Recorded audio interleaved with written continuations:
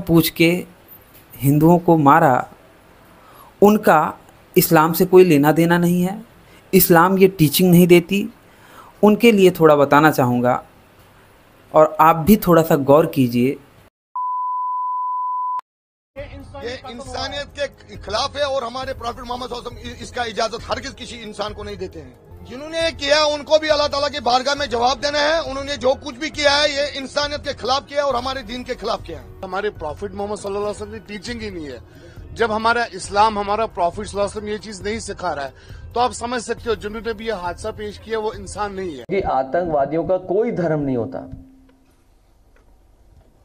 आतंकवादी किसी धर्म के नहीं होते। क्या ये हथियार मुस्लिम है? नहीं, ये टेररिस्ट है।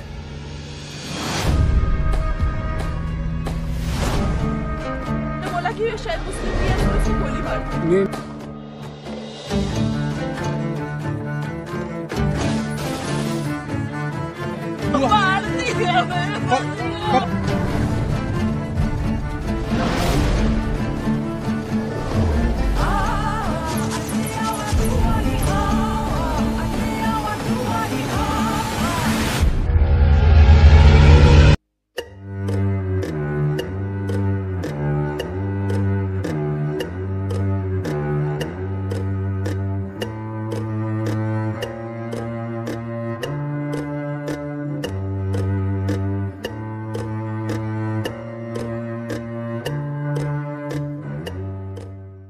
मित्रों, अभी पहलगाम में जो इस्लामिक आतंकवाद की घटना हुई, जहां पर कुछ मुसलमानों ने, हथियारबंद मुसलमानों ने हिंदू पर्यटकों को निर्मम तरीके से मारा।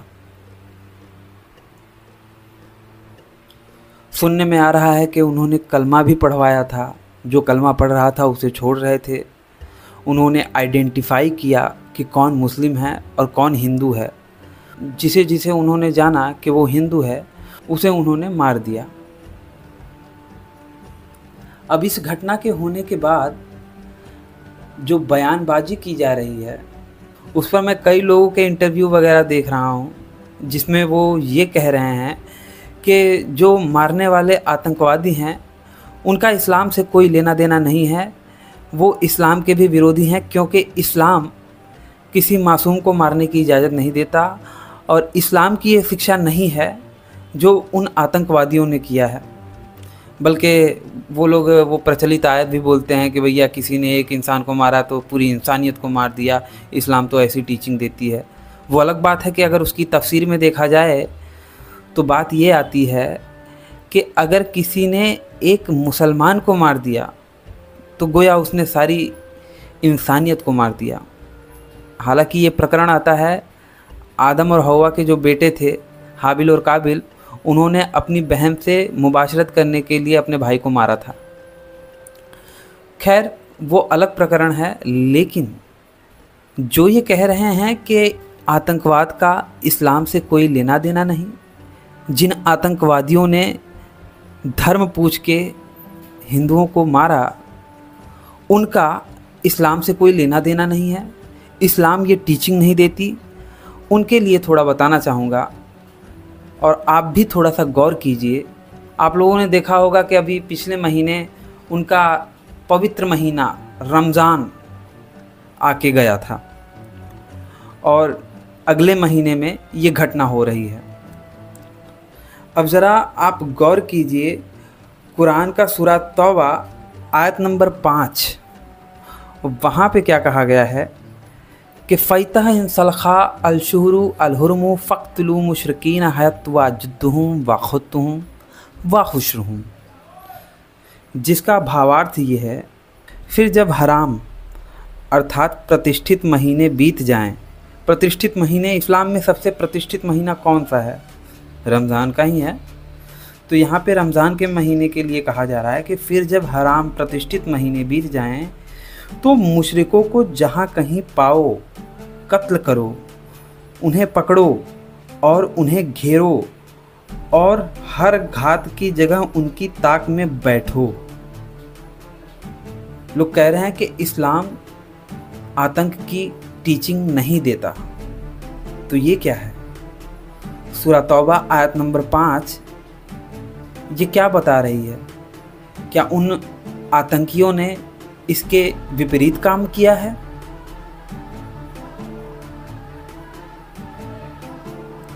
उन्हें घेरो, हर घात की जगह उनकी ताक में बैठो,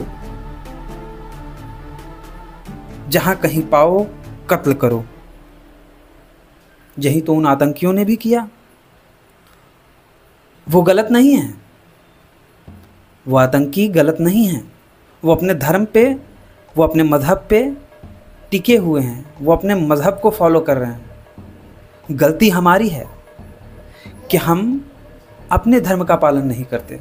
वो अपने मज़हब में लिखी गई बातों को फॉलो कर रहे हैं, हम अपने धर्मशास्त्र की उन बातों को भी फॉलो नहीं कर रहे हैं जो हमारी सुरक्षा के लिए बड़ी ही आवश्यक हैं आज के समय में। हतो वा प्राप्यसी स्वर्गम जित्वा वा भोज्यसे महीम तस्मात् उत्तिष्ठ कौन्तेय युद्धाय कृतनिश्चयः। यदि तुम युद्ध में वीर गति को प्राप्त होते हो तो तुम्हें स्वर्ग मिलेगा, स्वर्ग अर्थात सुख मिलेगा, और यदि विजयी होते हो तो धरती का सुख भोगोगे। इसीलिए उठो हे कौन्तेय, उठो और निश्चय करके इन दुष्टों से युद्ध करो, इन दुष्टों का संहार करो, इन दुष्टों का वध करो।